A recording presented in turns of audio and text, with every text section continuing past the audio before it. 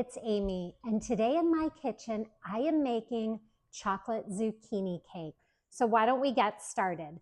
First up, you're gonna put half a cup of unsalted butter into your mixing bowl. And I like to use unsalted butter because I can control the amount of salt in a recipe this way. And to that, we're going to add in 1 3/4 cup of granulated sugar. We're also going to add in a teaspoon of baking soda, half a teaspoon of baking powder, and half a teaspoon of salt. And I have half a cup of vegetable oil.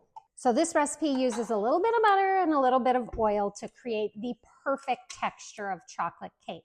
We want to make sure that that butter is really blended with the sugar in there. To this, I'm going to add half a cup of milk and a teaspoon of pure vanilla extract. Just pour that right in. You can measure it if you want to. I just measure it straight from the heart. And we're going to add in 2 eggs. Now let's mix this together until it combines really well with the butter and sugar. All right, we're going to add in 2½ cups of all-purpose flour. And now the secret chocolate ingredient here is 3/4 cup of cocoa powder. I'm using a dark cocoa powder. This really makes a difference in the color of the cake. And then we're going to put in a teaspoon of espresso powder. Now you can buy the kind that's made just for baking, or if all you have is instant espresso, that works too. It does bring out that rich chocolate flavor. So if you're worried about adding that coffee to it, don't be.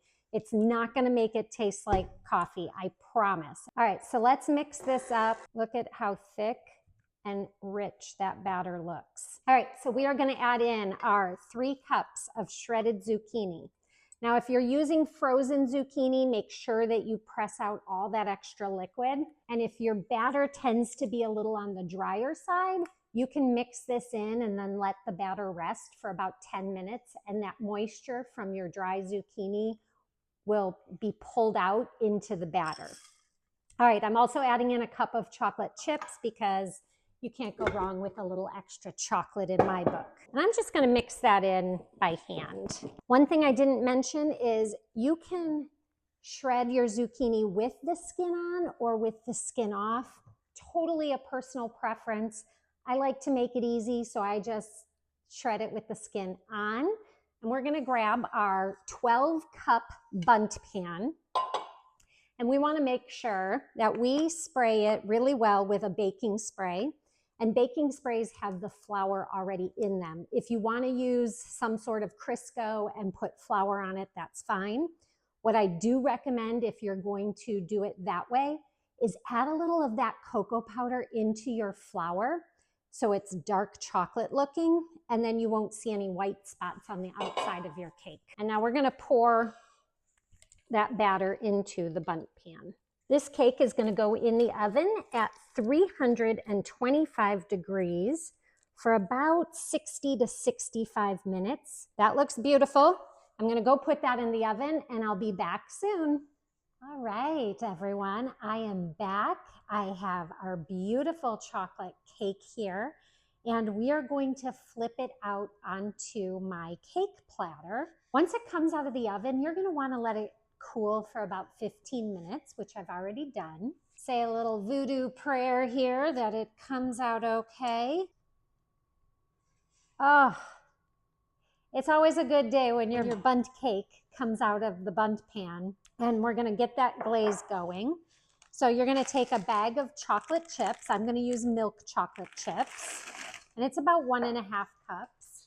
And then you're going to take 6 tablespoons of heavy whipping cream. And now I'm going to go microwave this for about 1.5 minutes, and I'm going to stir it every 30 seconds with a whisk, and I'll be right back. I'm going to take our cake, and I've got some strips of parchment paper, and I'm just going to line them under the cake. And this is totally optional, but I'm doing it because I know this glaze is going to hit the bottom of my cake platter, and I just want the platter to look pretty as a presentation to my family later for dessert. So we're going to take that glaze and just let it go right over the top. And it'll start to go down the ridges of the Bundt pan all on its own. You don't even have to do anything here. Beautiful. You can wait to serve this cake until it's completely cooled, but I really want to just dig in right now. So I'm going to do it. Now in my family, we serve chocolate cake in a bowl with milk. I know it sounds crazy. We call it cake soup, but it's no different than if you were to serve it with ice cream and you get that melty ice cream. But look how fudgy that is. Enjoy, you guys.